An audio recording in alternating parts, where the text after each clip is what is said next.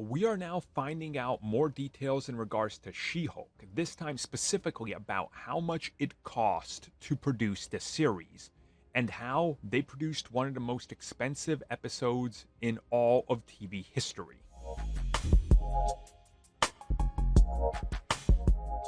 She-Hulk's first season ran a total of 9 episodes.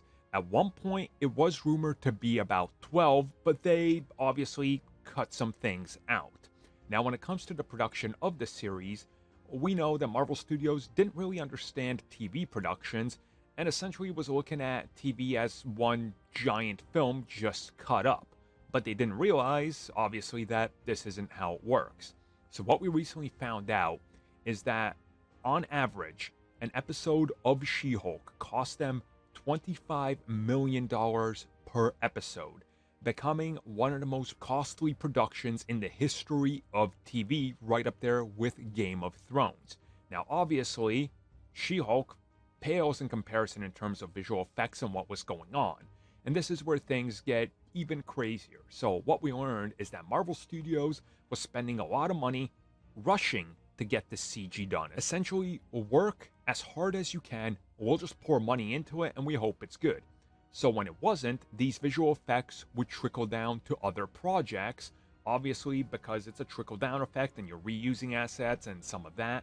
Well, that's why so many scenes in other Marvel projects coming out after She-Hulk look somewhat, well, bad, blurry, out of focus, and like they're lacking, I guess, texture and grit like you would expect. Turns out it's all due to what was going on in the production of She-Hulk and the post-production. They were hemorrhaging money, spending too much. They realized they gotta cut corners, and since you have a certain amount of money, we can't just literally pull it from other projects. This thing's got to be capped off somewhere.